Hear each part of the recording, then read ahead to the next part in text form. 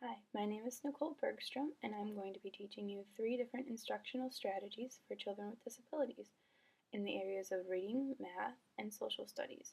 The first area that we are going to address is reading for 2nd grade, but this tool can also be used in many different grade levels. I really enjoyed looking for the different instructional strategies. I found this one at understood.org. This strategy is for children that are with children with dyslexia or any other type of reading area where they feel uncomfortable and they need to use something, to have something in their hands, or you just feel like you need to use it one-on-one with your students that are having trouble with the people or the characters, the places, things, any of the settings of the story. These are called story sticks, and they all have different little words on them. Like this one says, "What happened next?" Another one says, "Who are the characters?" This one says, "What was the setting?" As you are reading in a small group or one-on-one, a student could be handed this stick and they can feel it, and they can also look at the color and read the question, and then they would have to answer these questions. Another way that you could use these is if a student is handed the stick that says, "Who are the characters?" then they must highlight whatever color or underline it they have in their book.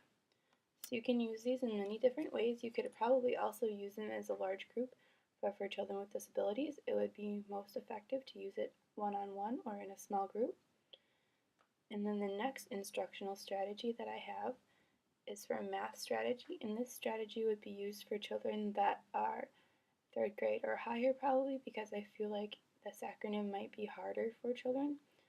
I have this acronym, it is called RIDE, and I found this on the Council for Learning Disabilities.org.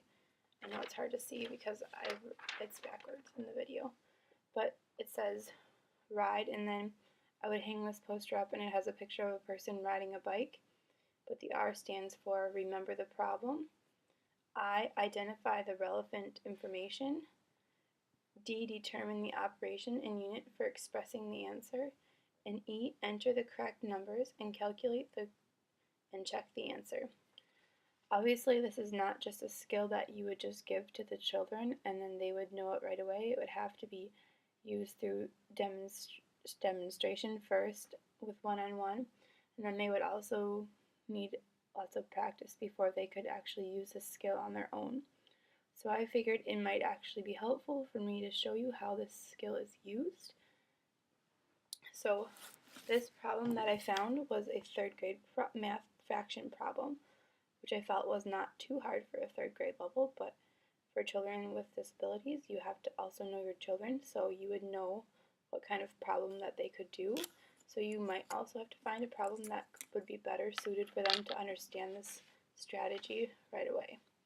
So the problem that I found was as follows. Betty has 4 blue pens and 8 yellow pens. What fraction of the pens are blue?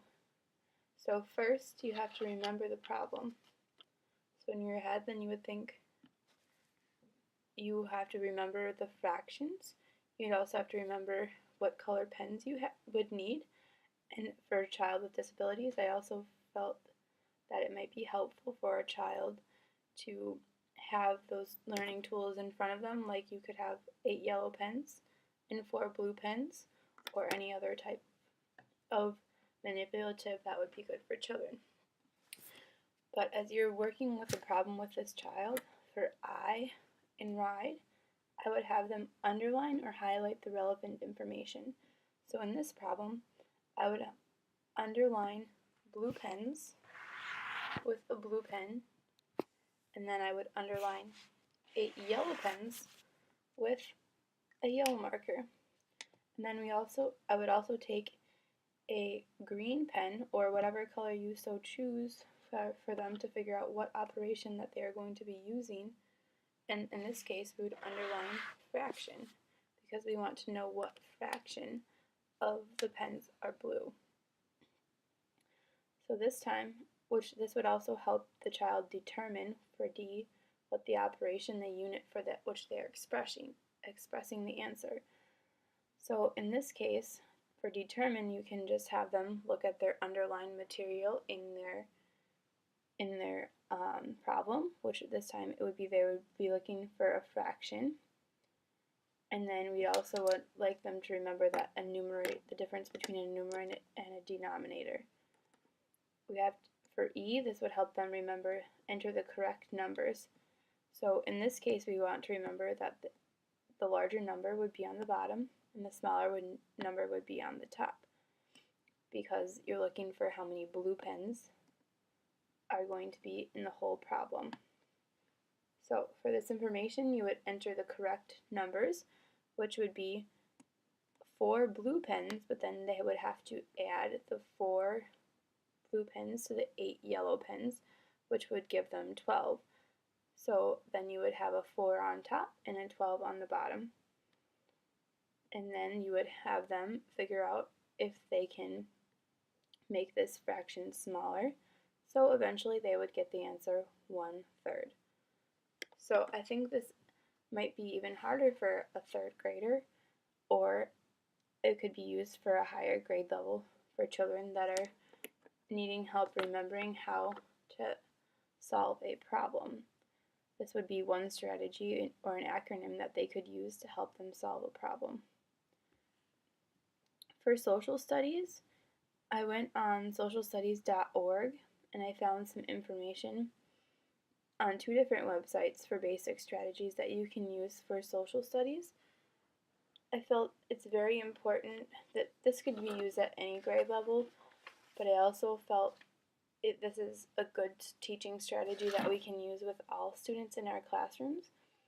And in this case, I believe it could be used at a 1st or 2nd grade level, because children are starting to actually learn about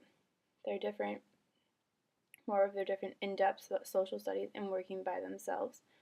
So for social studies, I worked with giving how you would give verbal directions or any written directions to a child with disabilities.